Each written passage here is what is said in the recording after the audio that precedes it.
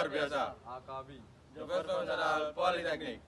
Ya, perkenalkan di sini nama saya Rizky Aditya Ardianto. Di sini saya sebagai group leader dan di sini saya tidak sendiri, saya bersama tim saya ada Saya Faizal Putra sebagai toolman.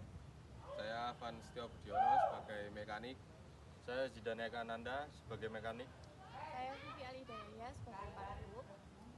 Di sini kita akan melakukan pekerjaan atau kita akan melakukan job sheet, yaitu disassembly dan assembly transmisi manual dan otomatis.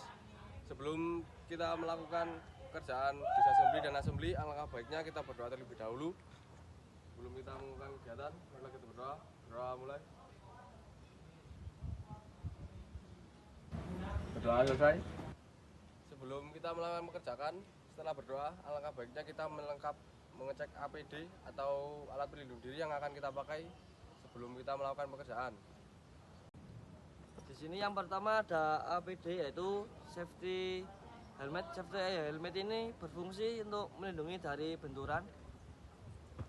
Untuk yang selanjutnya, kita harus memakai safety gloves sebagai pengaman saat kita melakukan maintenance agar tangan kita tidak tergores benda-benda tajam.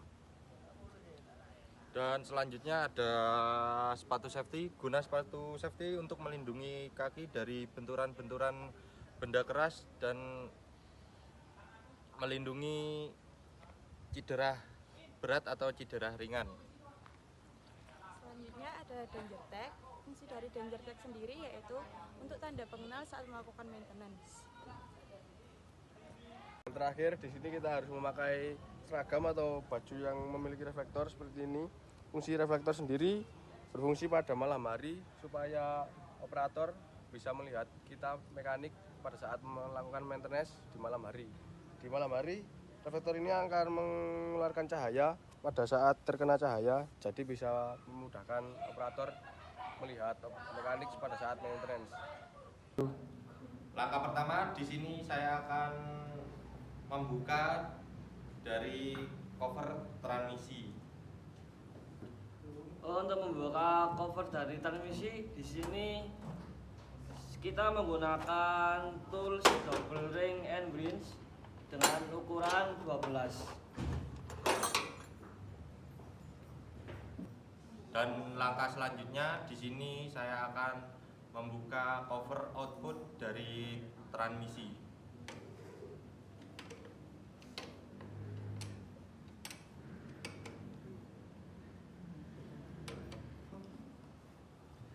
Dan langkah selanjutnya, di sini saya akan membuka dari output cover transmisi.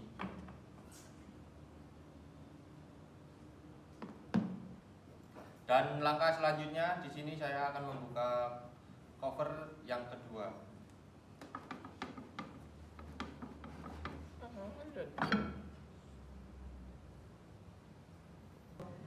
Dan langkah selanjutnya, di sini saya akan membuka cover dari input transmisi.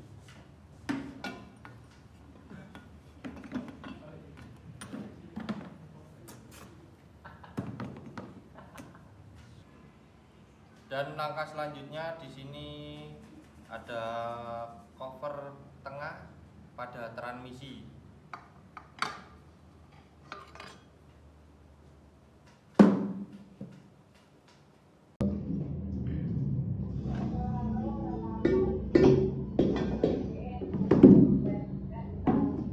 Selanjutnya, setelah cover transmisi terbuka, yaitu kita akan melepas snap ring untuk melepas civil dengan menggunakan tools yaitu combination plier dengan cara menarik bagian belakang dari snap ring sendiri untuk melepasnya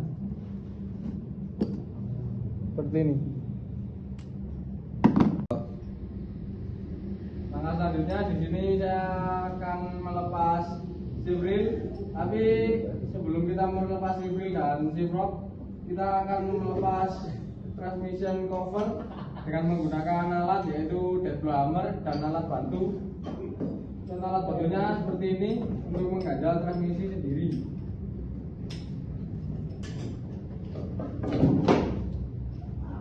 Caranya yaitu dengan memukul transmission cover dengan menggunakan deploymer dengan posisi kanan dan kiri seimbang agar bisa terlepas covernya.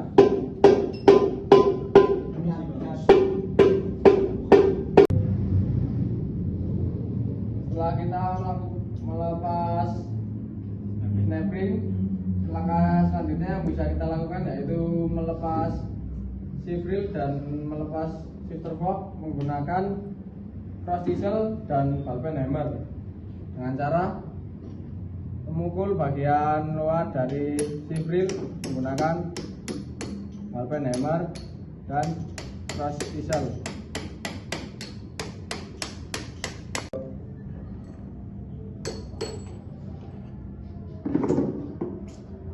Setelah shift reel yang pertama terlepas, lakukan langkah yang sama kepada dua shift reel yang tersisa untuk bisa melepas ketiga shifter fork.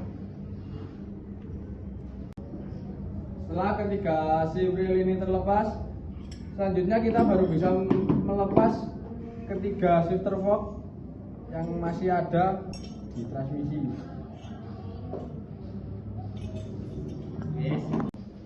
Langkah selanjutnya yaitu kita akan melepas nut dari bearing ini agar bisa dilepas. Kita di sini menggunakan yaitu soket key dengan ukuran 32 mm dan dikombinasikan dengan ratchet wrench. Untuk melepaskan atau mengendorkan nut, kita harus memutar ratchet wrench berlawanan dengan arah jarum jam seperti ini.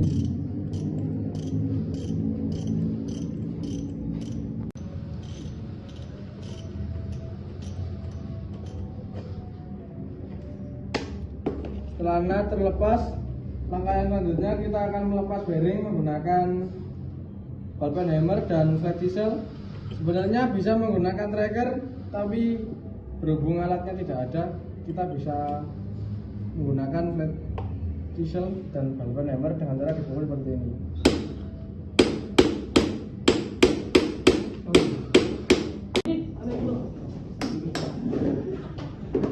Setelah bearing terlepas, langkah selanjutnya kita bisa melepas helix gear yang berada di counter shaft.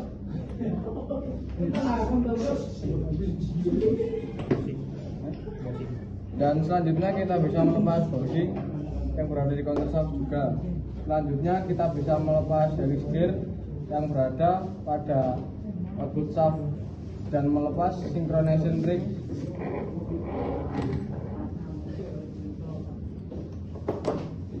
Selanjutnya di sini saya akan melepas nut yang berukuran 34 mm menggunakan flat diesel dan ballpen hammer. Sebenarnya kita bisa menggunakan socket key atau bisa menggunakan double ring and branch, tapi di sini tidak ada alatnya. Kita bisa melepasnya dengan flat diesel dan ballpen hammer dengan cara memukulnya seperti ini.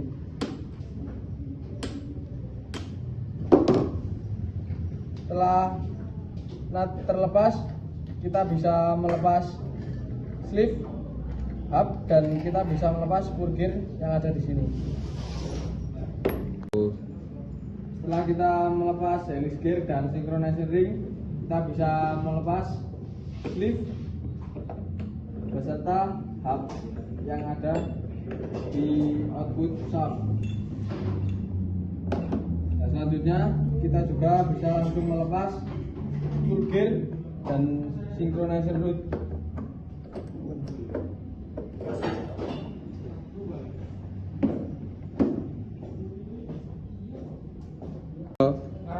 Setelah kita melepas spur gear dan synchronization rod, selanjutnya kita bisa melepas spur gear yang berada di counter shaft seperti ini dan melepas spur gear yang berada di idle shaft dengan menggunakan diesel dan ballpen hammer dengan cara memukulnya dari samping.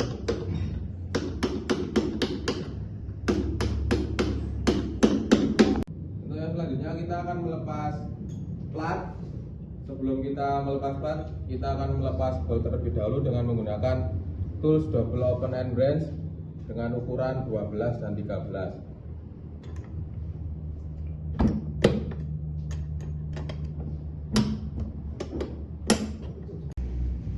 Setelah plat dapat terlepas dari sap, selanjutnya kita akan melepas cover tengah dari transmisi menggunakan ball pen hammer.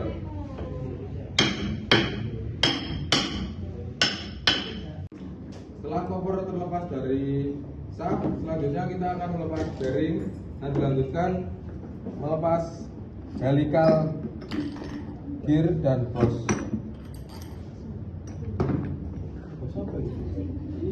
Yang selanjutnya saya akan melepas synchronous ring, sleeve, dan hub. Untuk part-part yang tersisa seperti helical gear, sleeve, dan pasangannya lakukan hal yang sama seperti yang tadi dilakukan. Assalamualaikum warahmatullahi wabarakatuh. Di sini saya akan memperkenalkan bagian-bagian atau komponen dari transmisi. Yang pertama ada helix gear. Fungsi dari helix gear adalah mentransmisikan torsi secara halus dan merata. Lalu yang kedua ada bearing. Fungsi dari bearing sendiri adalah memastikan shaft berputar dengan bebas. Lalu yang ketiga ada idle gear. Idle gear berfungsi untuk mengubah arah putaran agar bisa bergerak mundur. Lalu selanjutnya ada shifter track. Shifter track sendiri shifter fork sendiri berfungsi untuk memindahkan gigi. Lalu selanjutnya ada spur gear. Fungsi dari spur gear sendiri adalah mentransmisikan gerakan rotasi dengan efisiensi yang tinggi. Lalu selanjutnya ada synchronizer ring. Fungsi dari synchronizer ring sendiri adalah mencegah pemutaran apabila kedua gigi yang terhubung tidak dalam posisi yang sama atau yaitu. Lalu selanjutnya ada sleeve. Fungsi sleeve sendiri adalah sebagai pengunci dari gigi. Lalu selanjutnya ada hook. Fungsi hook yaitu untuk menghubungkan dan untuk memutus transmisi. Selanjutnya ada middle bearing yang berfungsi untuk mengurangi gesekan. Selanjutnya lagi ada boss atau bossing yang berfungsi sebagai peredam getaran. Lalu selanjutnya ada blade. Fungsi dari blade sendiri adalah penahan bearing.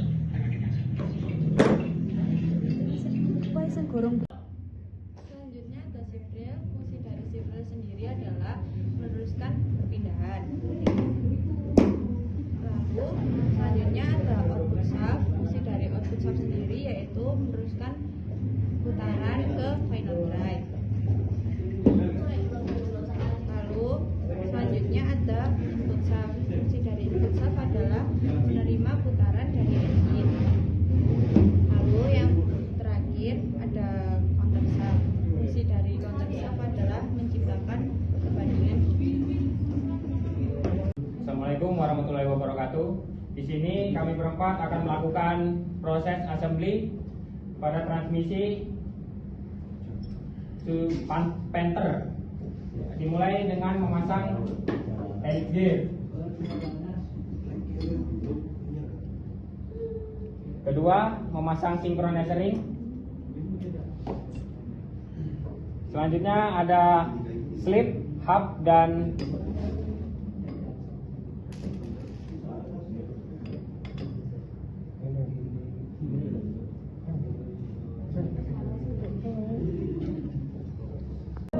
langkah selanjutnya kita memasang pengunci.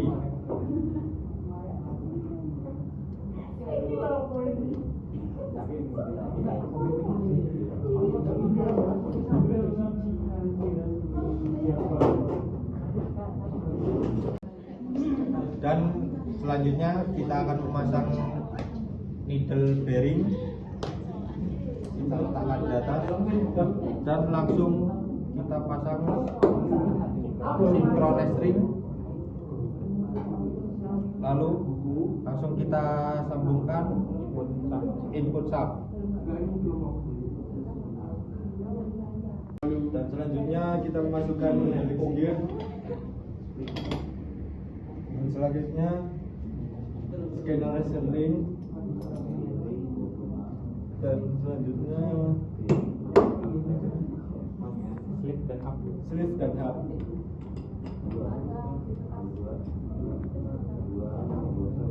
Lalu kita ketuk pakai ballpen hammer.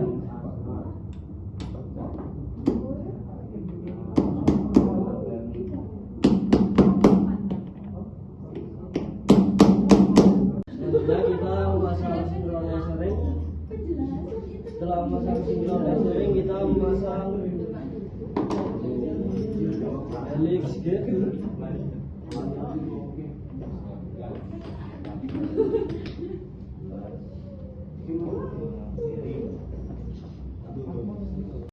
Selanjutnya kita akan memasang covernya. Sebelum kita memasang cover, kita pasang dulu cover berbarengan sama counter shaftnya.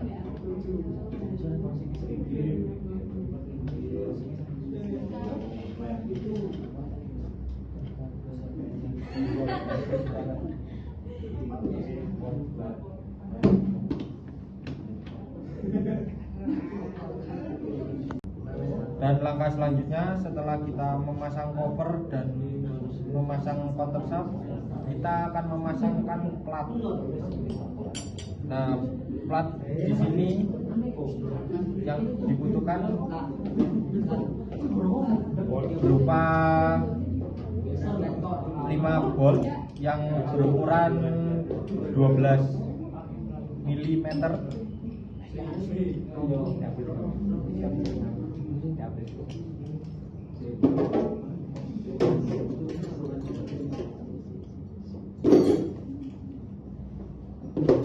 Lalu kita kencangkan bolt ini menggunakan kunci yang berukuran 12 mili.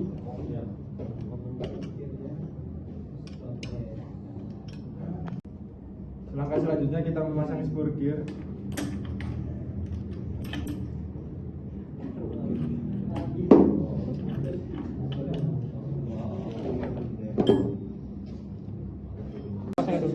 Dan langkah selanjutnya kita pasangkan spur gear.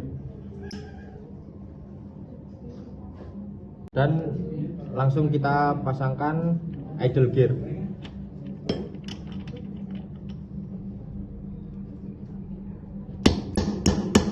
Selanjutnya kita memasang sleeve yang terakhir. Kita masukkan dari atas, lalu kita paskan dan kita pukul agar masuk. Selanjutnya kita akan memasang synchronizer ring.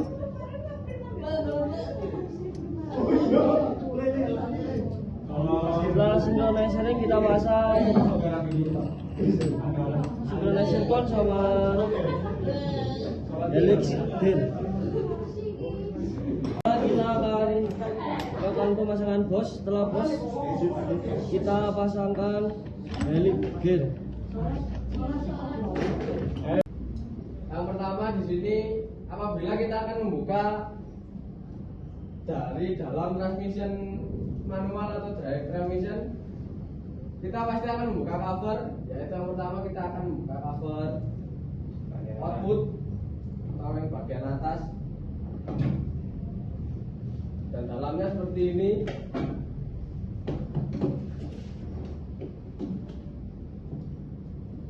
Ini gambaran dalaman transmisi bagian output. Ini ada output shaft, ada 2 bearing, ada helix gear, dan yang terlihat jelas atau yang banyak fungsinya yaitu ini ada 3, ada shift rail dan shifter fork. Shifter fork sendiri menyesuaikan jumlah shift rail. Apabila shift railnya 4 ya shifter forknya 4. Kalau 3 ya 3. Komponen transmisi manual bisa terlihat lebih jelas lagi. Di sini kita bisa menggunakan head blow hammer agar tidak merusak cover dari input.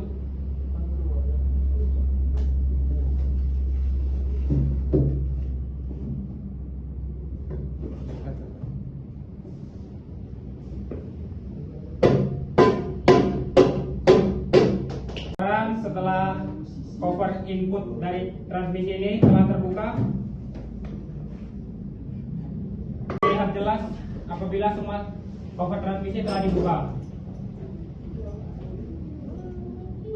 Baik, saya di sini akan menjelaskan cara menghitung gear ratio.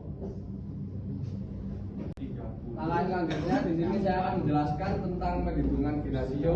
Di sini sudah ada skematik gear ratio sendiri dari transmisi yang tadi kita assembly.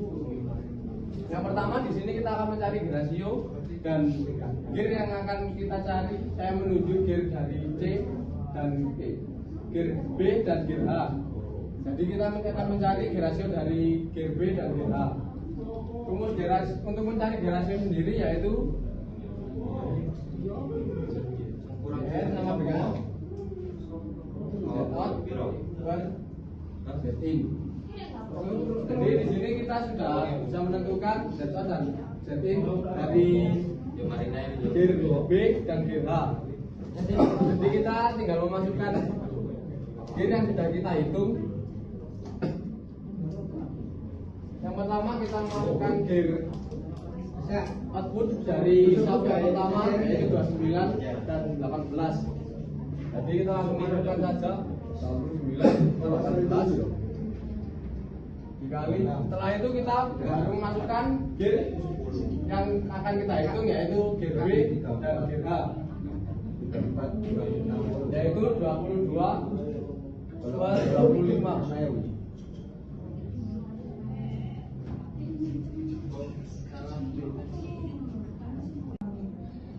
Jadi hasil perhitungan dari 29 per 18 yaitu 1,61 dikalikan dengan perhitungan hasil dari 22 per 25 yaitu 0,88. Hasilnya sendiri yaitu 1,41. Dari sini kita bisa menentukan gear ratio dari gear A ke gear G dan gear H ke gear B. Selanjutnya di sini kita akan menentukan berapa T-out atau torsi keluar, N-out atau percepatan keluar dari gear A, G, H, B, dan kita akan menentukan direksinya berputar kemana. Berhubung pada skematik transmisi ini tidak ada shock manualnya atau tidak ada torsi masuk T-in, N-in atau direction, jadi kita kira-kira sendiri berapa T-in, berapa N-in, dan directionnya. Di sini saya mengambil angka T-nya yaitu 10 Nm dan N-nya adalah 20 RPM dan perputaran dari directionnya yaitu CW atau clockwise. Yang pertama di sini kita akan menghitung T-out.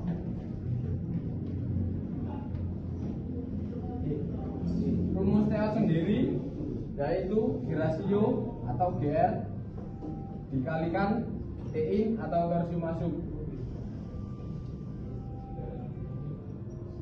Di sini kita sudah mengetahui gear ratio yang sudah kita hitung tadi, tinggal kita kalikan dengan T-in yang sudah saya kira-kira ya. Jadi 1,41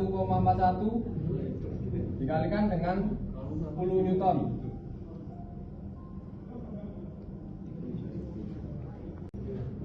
Jadi hasil dari 1,1 kali 10 Nm yaitu 14,1 Nm. Di sini T-out sudah ketemu yaitu 14,1 Nm. Selanjutnya kita akan menghitung atau mencari N-out atau kecepatan keluar. Rumus N-out sendiri hampir sama terhadap rumus T-out, yaitu GR atau G ratio dikalikan dengan N-in. Di sini G ratio sudah bertemu, N-in juga sudah ketemu, tinggal kita masukkan yaitu 1,41 dikalikan 20.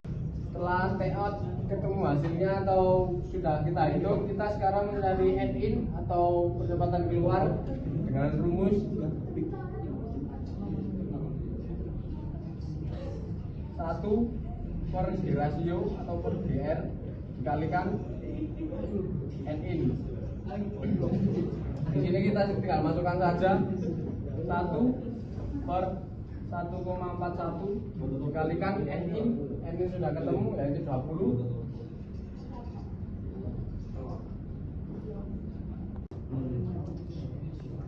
Jadi hasil dari 1 per 1,41 dikalikan 20 yaitu 14,18.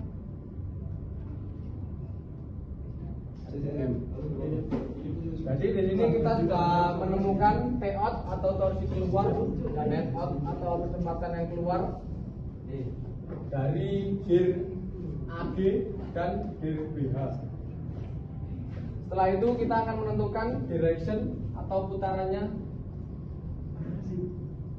Di sini sendiri sudah tertera putaran. Setelah kita menemukan N-out dan T-out, setelah itu kita akan mencari direction atau putarannya. Di sini sudah tertera putarannya atau directionnya yaitu CW. Di sini berarti juga CW atau clockwise. Penjelasannya dari bagaimana di sini CW, di sini CW, di sini bisa CW, yaitu seperti di sini. Di sini kita akan mencari gear B dan gear H masuk di forward atau di reverse. Jadi putarannya seperti ini. Putaran dari input menuju gear A ini putarannya sudah clockwise atau searah jarum jam. Setelah itu setelah ke gear A kita turun ke gear G, tetap sama putarannya yaitu clockwise. Baru pada gear G akan menuju gear I, akan menuju gear H. Putaran sudah berubah karena di sini counter shaft putarannya sudah berubah yaitu CCB. Jadi seperti ini. Setelah itu naik ke gear B,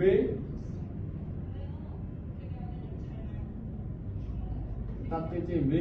Setelah sampai ke gear B, baru gear B akan meneruskan ke output shaft dengan putaran CB atau counter clockwise. Seperti ini. Sekian perhitungan G ratio dari saya. Apabila ada salah dan kurang lebihnya saya mohon maaf. Wassalamualaikum warahmatullahi wabarakatuh.